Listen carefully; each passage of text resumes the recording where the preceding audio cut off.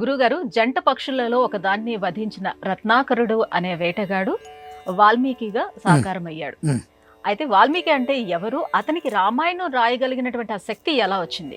వాస్తవంగా లోకంలో అతడు ఒక వేటగాడని, వ్యాధుడని, ఇలా అనేక రకాలైనటువంటి వాక్యాలు లోకంలో వినపడుతూ ఉన్నాయి. వాస్తవానికి అతడు వ్యాధుడు కాదు, వేటగాడు కాదు, ఒకానొక ఋషీశ్వరుని యొక్క పుత్రుడు.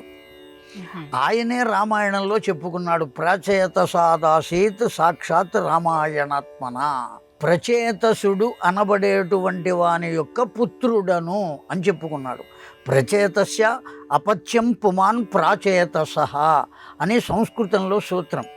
ప్రచేతసుడు అనబడేటువంటి వాని యొక్క పుత్రుడు కనుక ప్రాచేతసుడు అని. పర్వతరాజు పుత్రిక పార్వతి ఎలా అయ్యిందో ప్రచేతసుని పుత్రుడు ప్రాచేతసుడు అయ్యాడు. అదే విషయాన్ని ఆయన రామాయణంలోనే చెప్పుకున్నాడు, ప్రాచేతసాదాసీత్ సాక్షాత్ రామాయణాత్మన.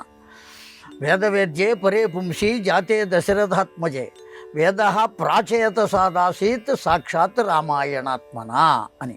కనుక ప్రచేతసుడు అనేటువంటి ఒకానొక ఋషీశ్వరుని యొక్క పుత్రుడు. అప్పటికే ప్రచేతసునకు 9 సంతానం. 10వ వాణ్ణి గర్భాన్ని ధరించి ఉన్నది ప్రచేతసుని భార్య. ఆ గర్భధారణ చేసిన సమయంలో దొంగలు దొంగతనం చేస్తే ఆ దొంగతనం చేయబడిన వస్తువులను ఆవిడ స్వీకరించింది.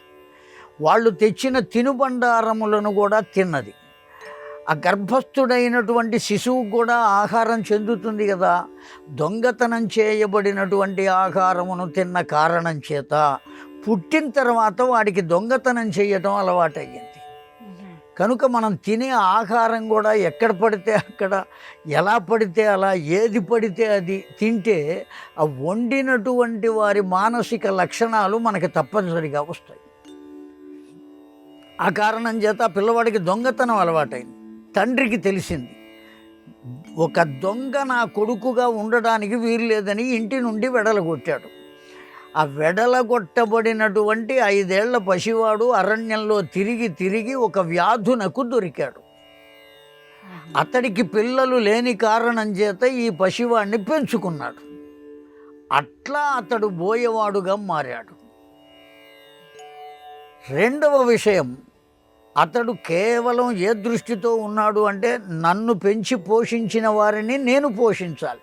అక్కడ కూడా రామాయణం మనకు పాఠం చెప్పింది. అతడు బోయవాడే అయినా, వ్యాధుడే అయినా, ఆటవికుడే అయినా, వేటగాడే అయినా, నన్ను పోషించి పెంచి పెద్ద చేసిన వాళ్లను నేను పోషించాలి, ఏ పని చేసి అయినా సరే అనే ఆలోచనతో అరణ్యంలో వేటాడుతున్నాడు.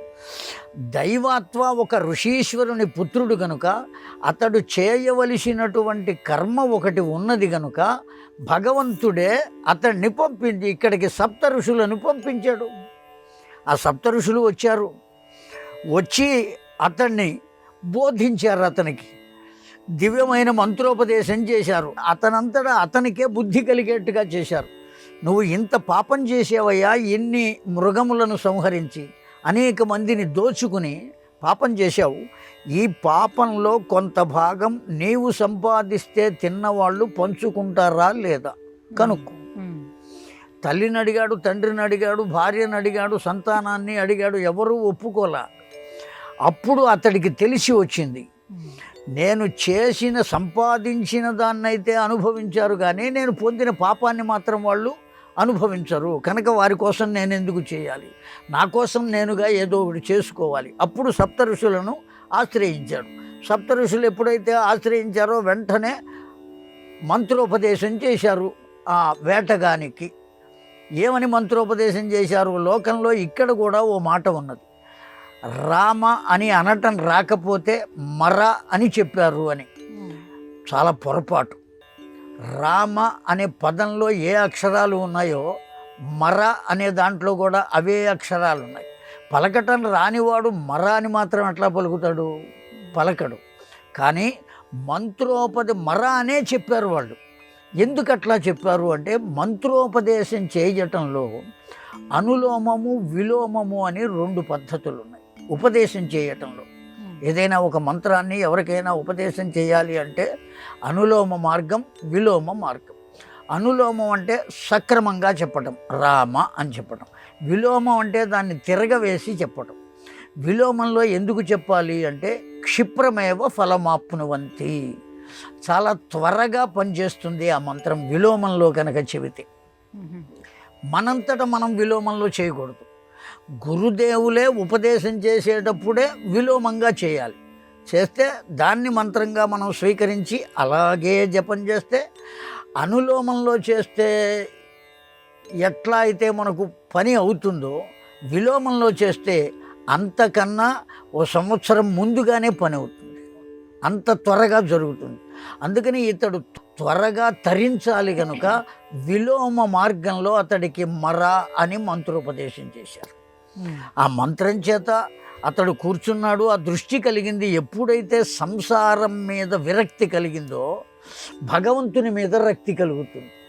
ఆ కారణం చేత మంత్రాన్ని చాలా దివ్యంగా జపం చేశాడు. కూర్చున్న చోటు నుంచి కదలకుండా అలా తపస్సు చేయటం చేత మొత్తం అంతా పుట్టలు వచ్చినాయి. సంస్కృతంలో ఆ పుట్టలను వల్మీకము అని అంటారు. వల్మీకము నుండి బయటకు వచ్చాడు కనుక అతడు వాల్మీకి అయ్యాడు. దాని వెనుక ఉన్నటువంటి చరిత్ర ఇది. వాస్తవానికి అతడు వేటగాడు కాడు, ఒక ఋషీశ్వరుని పుత్రుడు.